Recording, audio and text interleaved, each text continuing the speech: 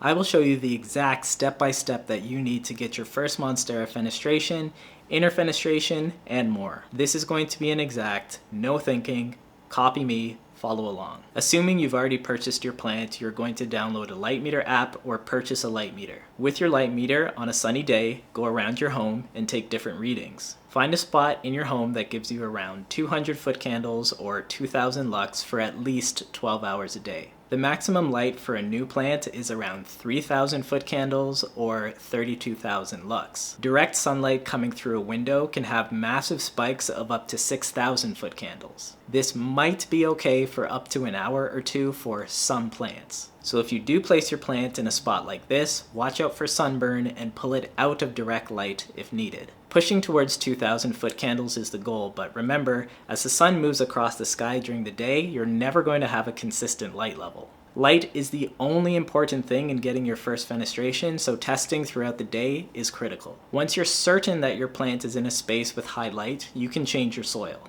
So buy standard potting soil, perlite, and orchid bark. Create a soil mix that's around 1/3 standard potting soil, 1/3 perlite, and 1/3 orchid bark by volume, not by weight. If you can't find orchid bark, just use 2/3 perlite and 1/3 potting soil, and make sure you do not breathe in any perlite dust. If you can't find perlite, pumice, another kind of volcanic rock, might be more available in your area. Remove the potting soil that the plant came with, place it in the new potting soil mix you've just made, and put it back in the exact same pot.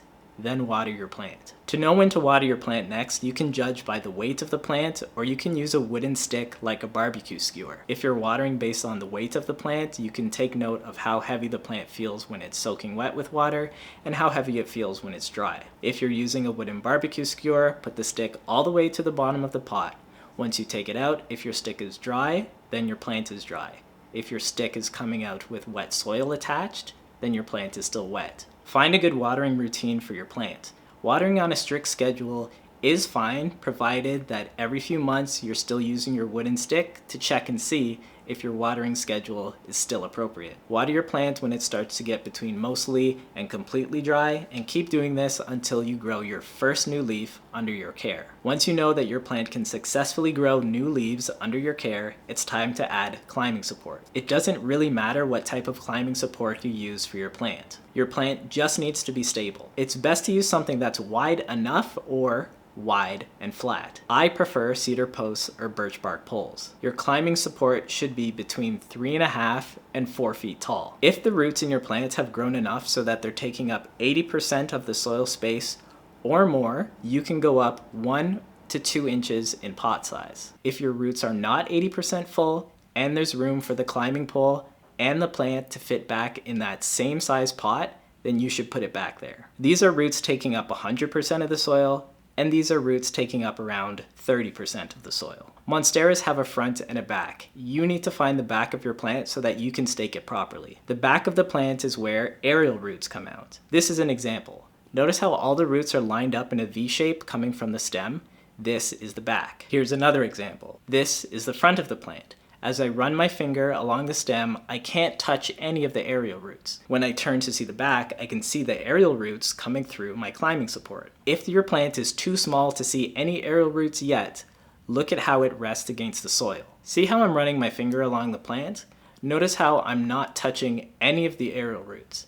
This is the front, so I've staked the back. This is a different plant. Notice how I'm not touching any of the aerial roots. This is the front, so I've staked the back. If you still can't find the back of your plant, 2 things. Number 1, you'll get better at this as you see more plants because it's just pattern recognition. And number 2, if your lighting is good, it doesn't matter that much. Tie your plant to your climbing pole by understanding its anatomy.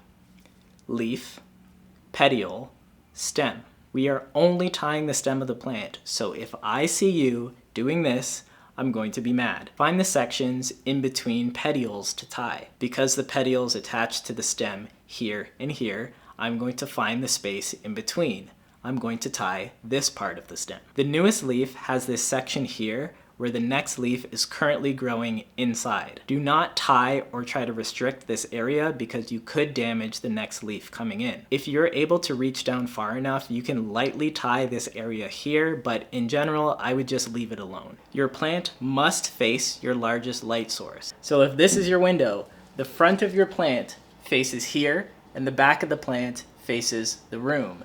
Yes, that means the climbing pole is facing towards you. If you think that looks bad, you could have your plant in a corner with its back against the wall, but not at the expense of good lighting. Remember, 200 FC is the bare minimum if we want fenestrations fast. If your plant looks like this, just pick one or two of the largest stems to stake. Still find the back of those individual stems and stake there. If you can find multiple stems facing the same directions, stake close enough so that you can tie multiple together. It doesn't have to be perfect, and we are going to deal with the plant looking disorganized later. Buy slow release fertilizer.